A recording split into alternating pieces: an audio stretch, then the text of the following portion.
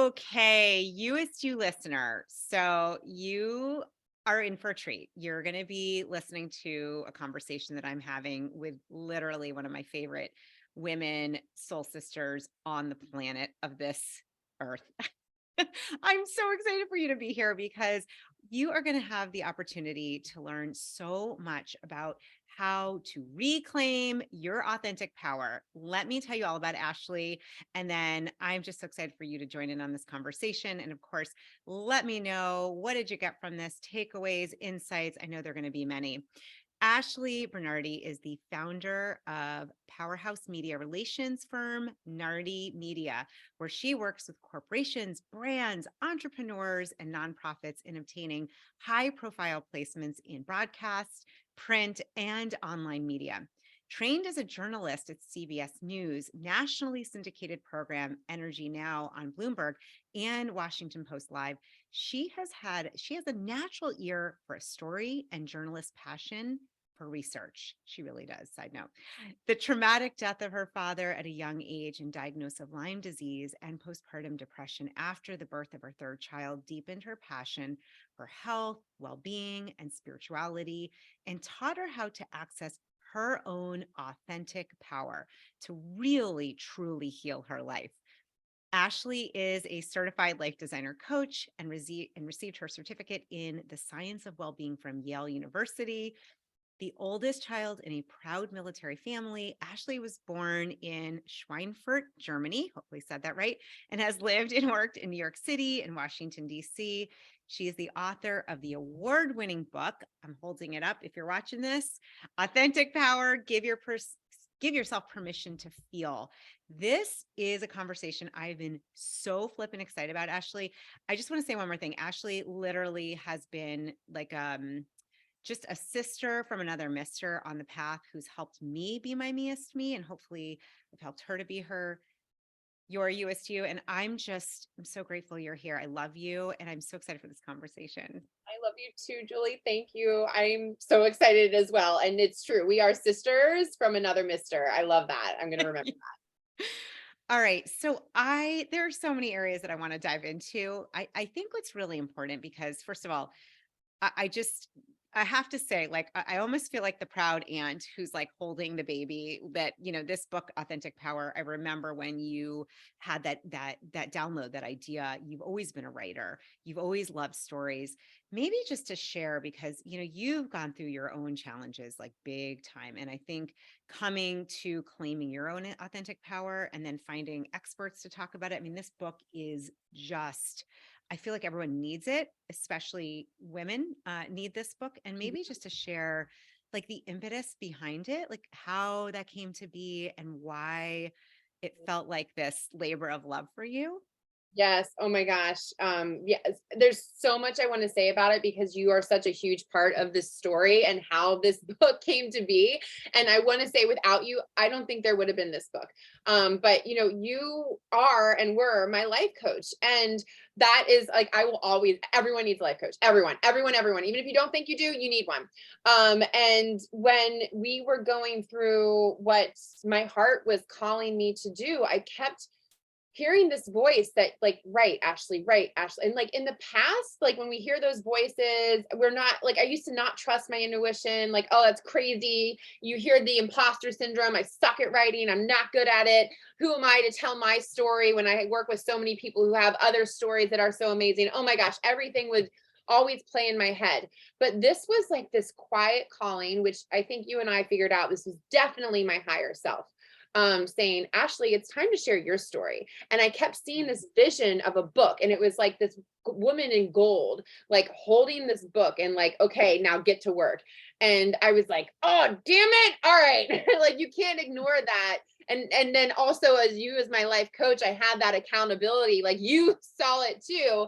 And so I felt like it was finally time to share my story. And it took me a long time because my story is like many folks, it was traumatic.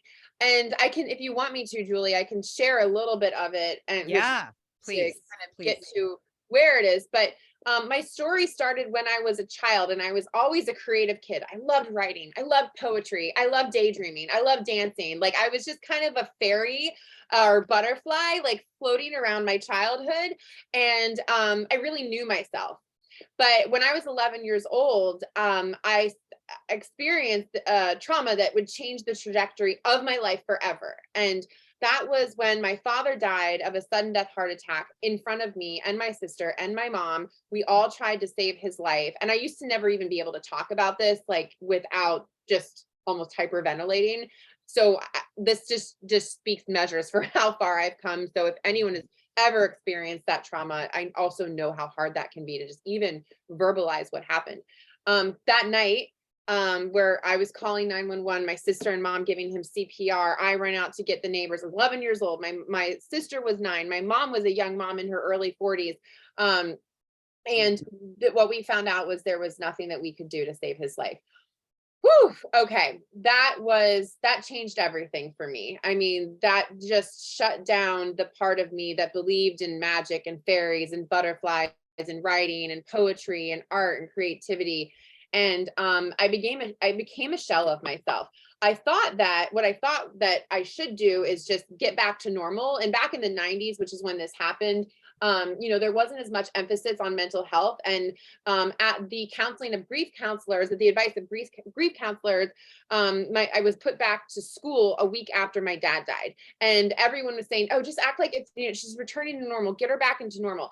Nothing was normal. Let me just tell you that. I was, even though I tried to act like things were normal, oh my God, I was so sad. I was so lonely. I remember, I don't know why I'm feeling called to tell this story, but for anyone that can relate to this, having dealt with a death, there was one day early on where I woke up in my bed and I thought I heard my dad's footsteps downstairs because I could always hear him getting ready for work. And just, it's like you wake up and you're in a nightmare and you come downstairs and you're like, oh my God, he's dead. I was struggling in school. I went on to 7th grade. I actually almost failed out of 7th grade. I was put into 2 different Catholic schools. The first Catholic school wasn't working out. I was like, a C and D student, second Catholic school. And it was really just because I was not giving myself permission to experience the grief. Of course, I had the support of a very loving family. My grandparents moved in with us for a time. I had grief counselors, but my soul was not ready to address what the hell happened. So then finally I enter 8th grade. My mom gave up on me in Catholic school and I was begging her to go to a public school. And I started to become a little bit more into myself very slowly. The private school afforded me more creativity, which is really my essence. And where the Catholic school I was in was a lot more rigid. So I joined the dance team. I started to thrive again. I became an A and B student again, and really was starting to like myself a little bit more, but still not talking about what happened. And this, just as an example, the poor boy that I dated for all of high school, I didn't even tell him my dad died. Somebody else did. So that just to give you an example of how painful it was for me to talk about. So then I did though, what I found was bury that trauma. And when you bury trauma, then you don't talk about it. It of course comes out in other ways. I had a complete lack of boundaries. I had a tendency to people please. I went on to college and I became an Oscar worthy actress, looking like everything was okay on the outside. And you probably thought it was by talking to me. I was president of my sorority. I was an award-winning editor for my school newspaper, but behind the scenes, I had very destructive relationships with men. I had a destructive relationship with alcohol. I was smoking cigarettes. I was, drinking on the regular. And I was just trying to numb myself. When I was uncomfortable in my own skin. I couldn't sit in my own skin without having really uncomfortable feelings bubble up. And instead of dealing with them, I smashed them down by numbing myself through men, through relationships, through alcohol, you name it. So, after college, I went on because I've been a type A person. I got a job at CBS News, my dream job. I loved it. I traveled the world. I worked like a maniac, continued to ignore the trauma that I had buried in me. continued to have destructive relationships with men. I mean, it's just like a pattern that just went on and on and on and on for years. Ended up moving back down to DC, met the love of my life. We fell in love very quickly, got married in a year, started popping out babies, continued to act like everything was fine. Like, I'm the perfect wife, I'm the perfect employee, I've got it all together. It was like such a freaking act. And it wasn't until the universe knocked me on my ass with a health crisis. And at the time, it was undiagnosed, that my entire life changed. This health, let me just paint a quick picture for what it looked like. Like my body was deteriorating. It first started in my stomach. I couldn't eat anything. Things would go right through me. I'm a 5'7" woman. I got down to like 105, 110 pounds, which is extremely unhealthy. And I was trying to eat. I saw flashing lights in my vision. I had vertigo. I had fainting spell, or almost fainting spells. I had panic attacks. I was in complete neurosis, nerve pain all around my body. I ended up just becoming completely bedridden after the birth of my third daughter. No one could figure it out. So I was diagnosed with postpartum depression. Obviously, I was so depressed because I was in so much pain. But I was told by multiple doctors that, oh, she's just a young mom to three young kids. She just needs a psychiatrist. So because they didn't know what to do with me, I was put in a part-time mental health hospitalization program to deal with the postpartum depression. And I was like, fair, yes, put me on whatever drugs you want to shut me up, but I am dying and I don't know from what. And it wasn't until I saw, like, my mother-in-law was like, here's another doctor, just try this doctor. And at that point I had seen like 30 doctors and I was like, sure, I'll entertain that. I don't care anymore because I truly wanted to die. I was never suicidal, but I wanted to die because I didn't think it was fair for my family to live like this without a mom. I just was not functioning. I go to this one doctor and one more doctor, and she listened to me for 45 minutes. I was crying. I had, at that point, because I'm a journalist, I had a stack of my paper and all my blood work that I would just bring to me to all appointments. And my husband was with me, and she looked at me and was like, you have Lyme disease. I'm going to treat you, and I'm going to treat you through antibiotics, and I'm going to prove to your insurance company that you have it. But I think you're so far gone. You don't just need oral antibiotics. You actually need IV antibiotics. And so sure enough, started on oral antibiotics for a month, and I slowly started getting better. And so that proved to insurance that this is what it was. So then I had a procedure to get an IV PICC line installed in my arm to my heart. And I was on the highest dose of antibiotic possible, IV Rocephin. This is what they give meningitis patients for 8 weeks. And in those 8 weeks, I had a baby, and I had a 2.5-year-old and a 5-year-old, and I couldn't lift anything. So we moved in with my in-laws, and I started crawling back to myself. But here's what I will say. When I was in my sickest moments, when I had nothing else going on, for the first time in my life, I was forced to lay in bed because my body couldn't do anything. That's when all the feelings and trauma started bubbling up. And instead of batting them down and numbing them with alcohol, which is what I used to do in the past, I had nothing else to do but feel them. So while I was grieving for my health, Julie, I was grieving for my father 20 something years later at the same time. And that's when the healing happened. That's when the physical healing happened. The first time in my life, I gave myself permission to feel the emotions that I had been bearing for over 23 years at that point. That's when I started healing. Sure, the IV antibiotics helped. But once I discovered that, and once I got into my spiritual self and started getting curious about what was bubbling up and letting myself move through those emotions, then I physically started healing. And so that was 7 years ago now. And I always base this off of how old my youngest one is. She's 7 now. And I am a completely different person than I was before I received I got Lyme disease. And I will say Lyme disease was the greatest gift I was ever given. So for anyone going through a health crisis, I know how debilitating it can be. I know it feels like there's no end in sight, but get curious about what is this trying to tell me and teach me? And what can I learn from this? When I changed my mindset and went in with that, that's when everything changed for me. So that's where I am today. Oh my gosh. First of all, and we talk about this and about the power of intuition and listening to your body. I literally had chills. I mean, like bumps, goosebumps the entire time you're speaking. And I think there's so much in what you're saying, both first of all, just how sad I feel for you having to witness something like that at such a young age, the horror of that and the trauma and the having, feeling like you can't say anything, like you have to act, right? Like act as though it's all okay. And the piece that's also coming up for me, and I'm saying this for you and then anyone listening who is struggling with health issues, is how our body, there's that great book, The Body Keeps Score. Oh Like yeah.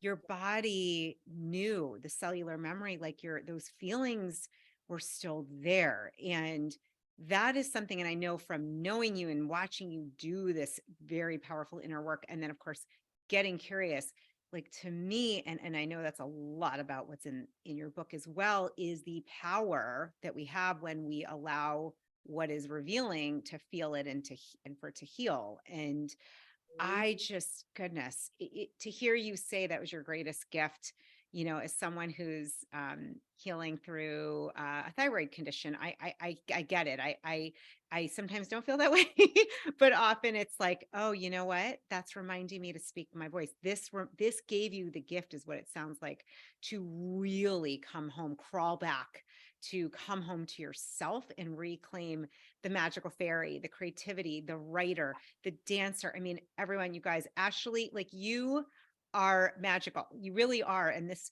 book is, I'm gonna show it again. It is beautiful on the outside, and like you, beautiful on the outside and full of incredible beauty and wisdom on the inside. And I just, to hear this story, and for anyone else that's felt they have to shove it down and not look at it, it does come up at some point. And so it's just amazing, your recovery journey, and how that guided you to write this book. All right, I'm pausing just for a minute. I promise. I just want to let you know, in case you weren't aware, that I am just opening the doors now to my 9th cohort of the Life Designer Coach Academy. It's my premier coaching certification program. I have had students from all over the globe, lawyers, teachers, therapists, healers, single moms, coaches who want to refine their skills. I've had many, many coaches come through it, because what I'm going to do is infuse all of the learning I've had getting a master's degree in health and wellness coaching, becoming a certified exchange facilitator, all of my healing background with heart math and other mindfulness practices. And I weave in the positive psychology and the intuitive practices and the mind body science. And I will teach you my proprietary sacred coach approach, as well as the tools, the practices, the techniques that I've been using over a decade, not just with myself, but with hundreds of clients and leaders from all over the globe. So if you would like to truly learn how to be your Youest you, and to help other amazing individuals become empowered to be their Youest you, I really encourage you to look into this program. Even if you're not sure that you want to be a coach, or you are one and you want to refine those skills, I'm telling you, this is a powerful personal growth program. You will see so many of my graduates' thoughts and testimonials and responses if you go to juliereisler.com/certification. Again, juliereisler.com/certification. We'll have the link below. If you have any questions, let me know, but I would be honored to have you in this next cohort and to help you truly actualize your Youest you, and to help others around the world to do the same. This is how we shift consciousness, my friend. Okay, back to the podcast. What were some of the biggest, so much healing for you since you really got that it's time to feel? I know you've done a lot of different kinds of work, whether it's therapy, counseling, energy work, acupuncture, coaching, all of it. Mhm. With Authentic Power, I'd love to hear, because I know you interviewed some amazing experts. Was there anything else that you really kind of like got from writing that book, that it was like, oh yeah, this is Oh my kind of, gosh. yeah. Yes. So first of all, Julie's in my book, so she has incredible wisdom to share. What I want to say is that you said, Ashley, you're magical, and this is what I want people to know. So everyone is magical. We all have that magic in us, within us. That authentic power is wants to get out. That's that wisdom, that inner knowing that we all have within us. And so I found that by, really starting to listen. And the other thing is trust. Like we all can hear those, like that voice in your head, that voice in your gut, but trust it, trust it. And if you're feeling upset, if you're feeling uncomfortable feelings, what we usually do is put on that mask of strength at work, act like everything's okay. When someone asks you how you're doing, you're like, we're fine. That's a lie. That's a Yeah. lie. How is your heart really doing today? So Mm. I've learned how to treat myself with such gentle, loving care through these interviews. You're one of them. Definitely energy healers. I even interviewed ER doctors too, psychiatrists, psychologists. My dear friend Emma Sepola, who's a Stanford and Yale psychologist, she wrote the Ford. And I think the overall message is that like you have this power within you. It's not a magic drug. There's no magic elixir. Sure, vitamins and antibiotics and antidepressants. I'm a full proponent to all this. This will help supplement it, but you already know what you need to do. You just got to listen, get still, get quiet. For me, and it looks different for everyone. And I share in my book anecdotes that worked for me. For me, a lot of it was journaling, and I still journal every single day. Journaling, meditation, breath work is so huge. I talk a lot about breath work. Finding your people, connecting for healing. There's science that shows connection, like with Julie. Like, so I have so many incredible, my friendships have gotten so much richer and deeper thanks to me finding my authentic power, which also I think is reclaiming my voice. So like and I think there's a lot that I can talk about there with media training and life coaching, but really like how I reclaimed my voice. In the beginning of this interview, I shared that, when I was a kid, I was a butterfly, I was a fairy, I wrote, I danced. That is me today. You could look at me, you could be like, Ashley is in La La Land, but I'm in a really good La La Land. And like everyone step in, you're all invited and join me on my magical, colorful journey. But that is how I live my life today, in fun. The motivation is fun. So like I said, it's completely different than it was 7 years ago. And I'm so proud of myself. And I think anyone who goes through this journey should be proud of themselves too.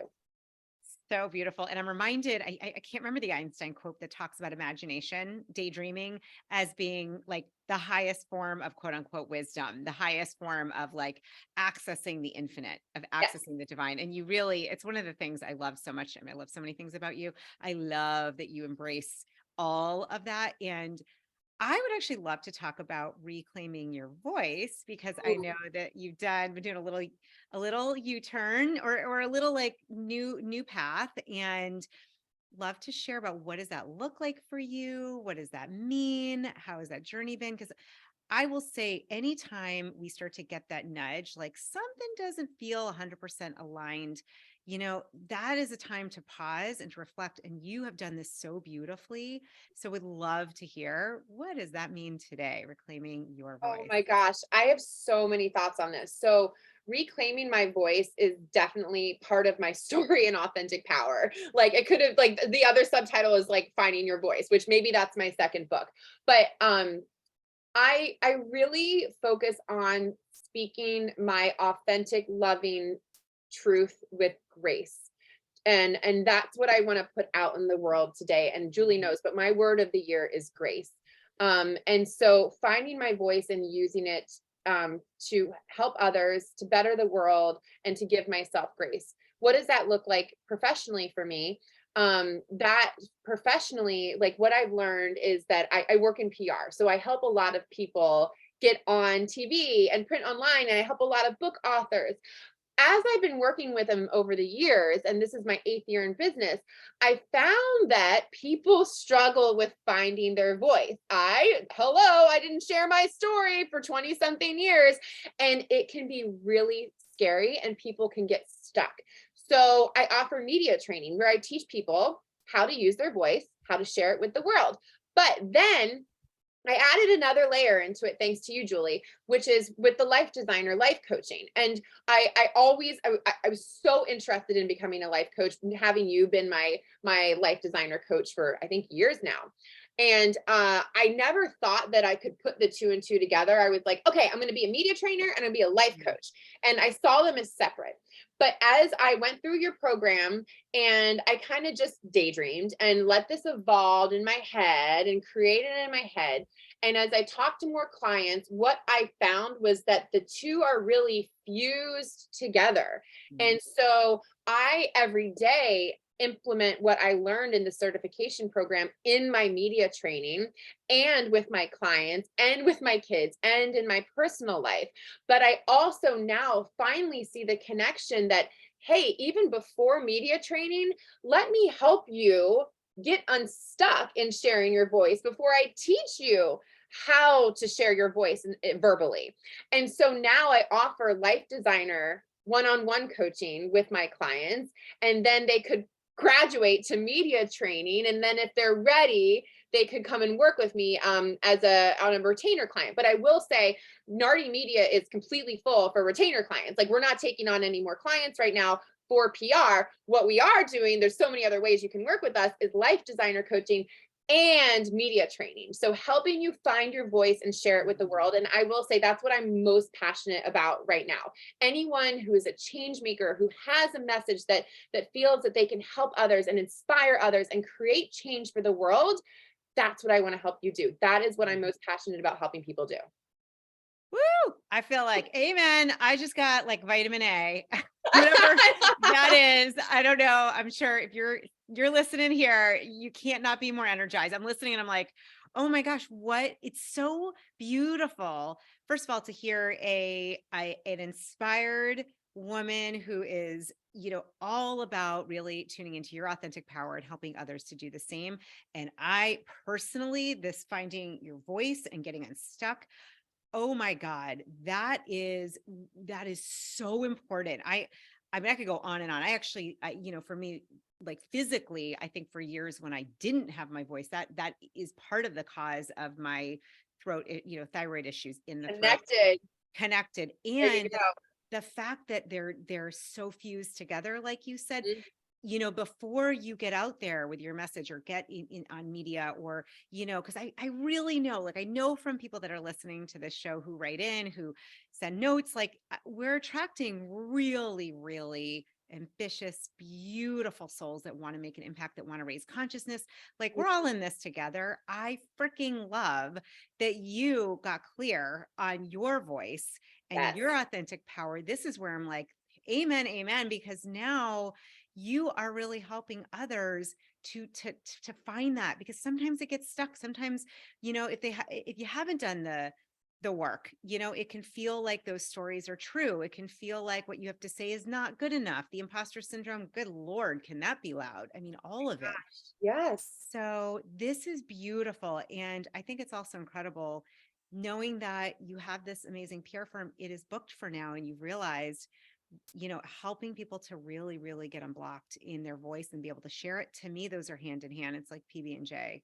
It really is. And I'm just, for so long, I didn't see the connection, and what it was all about the journey. And like, this really goes back to like me being a daydreamer and a visionary. All I needed to do was create space to start daydreaming about how it does all come together. And now it makes so much sense. I'm like, how could it not? Like, of course it comes together. Like, everyone who is a change maker deserves to have their voice heard, but what is holding you back from sharing it? And there could be many factors. Is it ego? Is it, what are you scared? I mean, there's so many, like, we can dive into all of that, but there are things that keep us stuck. For me, what kept me stuck from sharing my story was fear of feeling the uncomfortable emotions of a traumatic loss all over again. But what I have found, that by sharing my dad's story, I've not only healed my story with losing my dad and my Lyme disease health crisis, is that I not only healed my life and my physical body, but I have learned to have a new relationship with my father, even in death. And I think, like, I'll get tears in my eyes. Like, that's the most beautiful thing that has come out of this. Like as an example, like I used to never, and I'm like going to get teary eyed talking about it. So I'm sorry, but like I used to No never, apologies. We love okay, tears. yes, you're right. I used to never put pictures of my dad up anywhere because it was so painful for me to look at. But last year, after I ran the Army 10 miler in honor of him, he was an Army colonel. I went and visited his grave at Arlington Cemetery, which I never allowed myself to do, but I went for the first time in my life last year. I cried. It felt so good. I talked to him. And then for my birthday last year, I told my mom and sister, I was like, I want some pictures of dad. That's what I want for my birthday. If you could just frame some pictures of dad for me.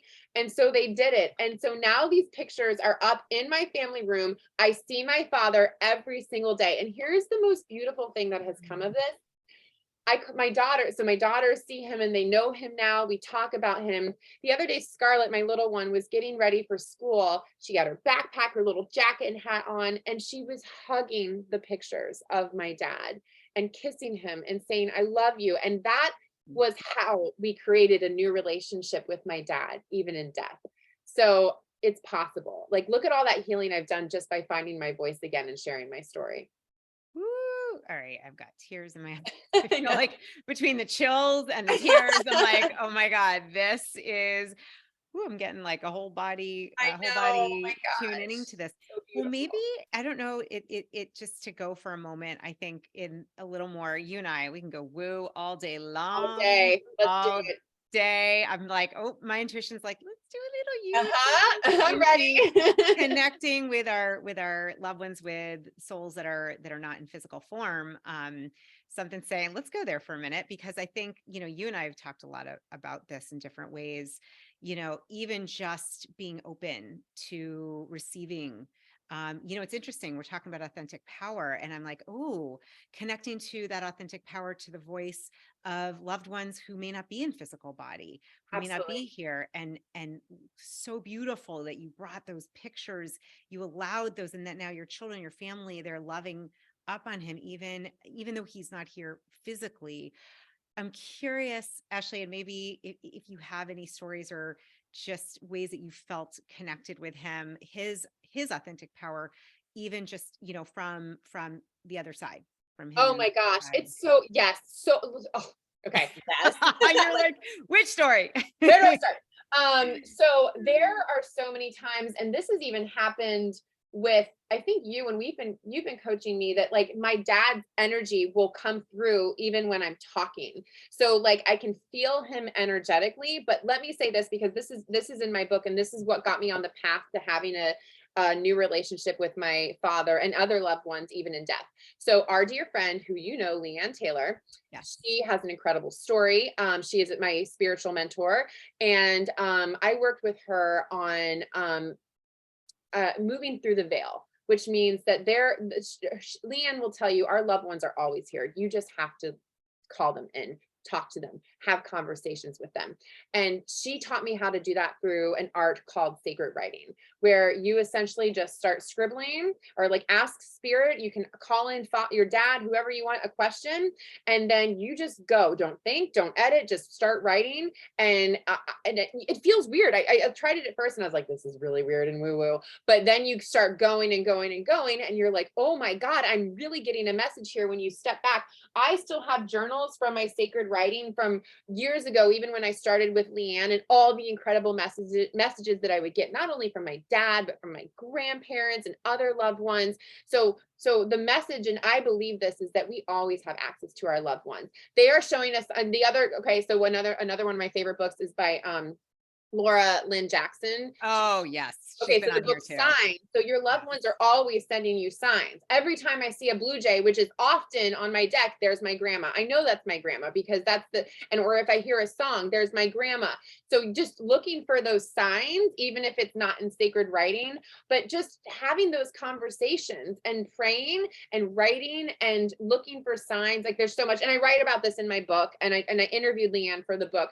But yeah, I mean, I can get woo with this all day long, but I will say, like, I have a beautiful relationship with my father, and not in the physical world, but in the spiritual. Oh my gosh. I'm so glad you shared about sacred writing and about your really being able to connect in, because I have a feeling what I'm getting intuitively is someone, those listening, if you're listening now and you've lost somebody, or even if you haven't lost someone recently, just feeling sometimes, I know sometimes it can feel lonely in this world. Like, where is spirit? Where is source? Am I like just kind of treading along myself? And I really believe I so believe this, that our loved ones, parents, grandparents, family, ancestors, the angels, like they're on literally here on Beyond the Veil, and we can connect anytime. We just, with free will, we just need to ask. We just You need just to have to ask and invite them call it. in. Yes, ask. That's it. And I intuitively feel like they're waiting for us to ask, right? And Yes. I've been taught that from many different spiritual mentors, that they're just waiting for us to ask. Mm. And just try it. I want to hear, like, for your audience members, I'd love to hear from them. Like, try it. Let me know how it goes. Like, Yes. it's Yes. magical. Well, and I love, love, love, love, love that you added this in your book as part of Authentic Power. Because to me, what is the great quote where we're spirits in in a human, having a human experience. I Yes. really, and I know from many conversations with you about this, there is a power that was within us that's also, greater than us, that it comes through family, ancestors, that comes through the divine that's within. And to me, bringing in the spiritual aspect is one of the greatest aspects of authentic power. I think it's beautiful. I love Leanne. She was on here years ago, and and Laura Lynn as well. Like, and what you're saying, but the thing, I love what you're saying, Ashley, because every one of us has this access. It is not just for those that might be more clear cognizant or have that medium ability. We all have Right. access, all of Right. us. All of us. And that's what I've learned. I used to wish to be a medium. I'm like, I wish I could do that. But I'm like, wait, I am. We all are. Like, it just takes Yes. practice, and it just really takes the act and art of doing it. And I will say, like, you brought up such a good point. Um, Accessing our spirituality and our higher self and the spirit realm is vital into accessing your authentic power. That's what I've learned. Like, I don't think I would have ever physically healed my body had I not opened up the door, Mm. and been open for spirit and defining spirit however I wanted to, and praying. And it was so important, and it still is today. Such an important, this is like a cornerstone, I think, to really aligning with your authentic power. And I know, when we did the coaching program, I was just thinking, like, one of the things, it's not typical necessarily to teach, but a lot of what I stand for and you stand for is intuition and trusting it and tuning into it. And to me, this is where we get out of the whole guru society, and we get into the inner guru, like Yep. which, intuition means inner teacher. You connect to your own, if you want to call it guru, teacher, the wise one within. And to me, it's one of the most empowering things, is that each of us, literally every human on the planet, if you choose to. So if you're listening, you're a human. I mean, unless your dog's listening, your dog probably has intuition a little different, but if you're listening, you have this. Yes. And, that intuition that to me is the authentic power. That That is. is what guides us.